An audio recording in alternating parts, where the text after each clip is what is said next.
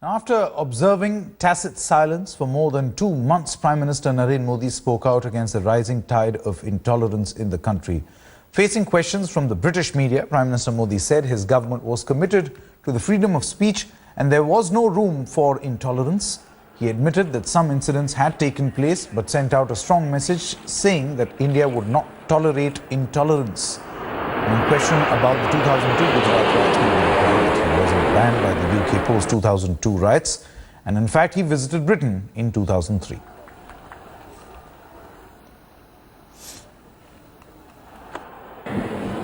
भारत ये बुद्ध की धरती है, भारत ये गांधी की धरती है और इसलिए हमारे संस्कारों में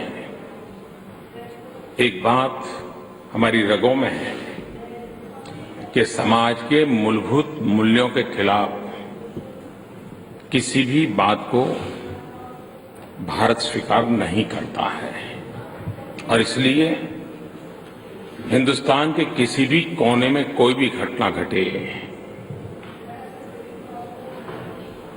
भारत के लिए वो घटना 1 हो या 2 हो या 3 हो, 125 करोड़ के देश में एक घटना का महत्व है कि नहीं है, ये हमारे लिए मायना नहीं रखता है। हमारे लिए हर घटना गंभीर होती है,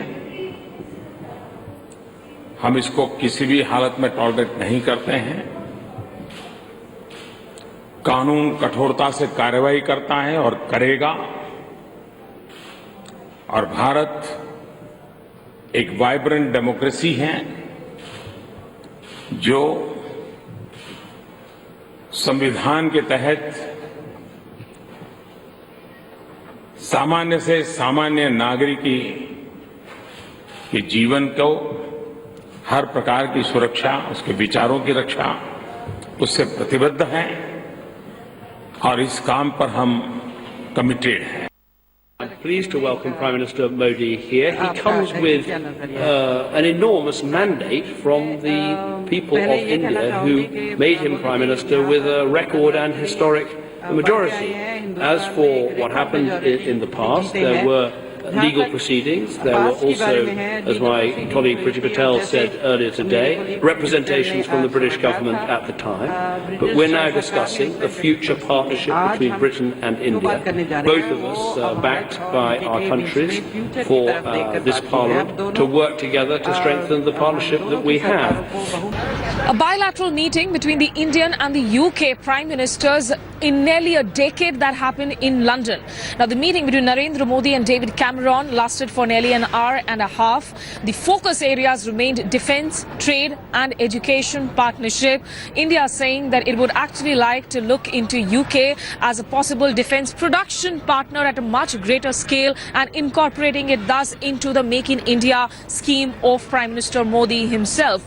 Also, a decision about the Indian Railway security bonds and an agreement to start discussing a possible civil nuclear cooperation. David Cameron not mincing his words in terms of his firm backing for India's aspirations to be on the global high table. But there were tough questions that were thrown in, especially from the British press, regarding the atmosphere of intolerance, the kind of accusations that have been hurled at Narendra Modi within India itself, to which his reply was more on a generic sort, where he said that India is the land of Buddha, where people ensure that each other's basic rights are protected. Perhaps an answer that political opponents in India as well as media skeptics abroad will not find too convincing coming at this point of time.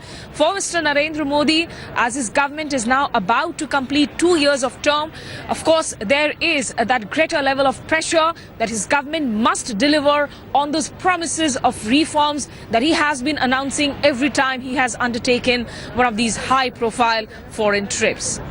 Here in London, at the Parliament Square, with video journalist Sanjay Chaudhary, this is Smita Sharma for India.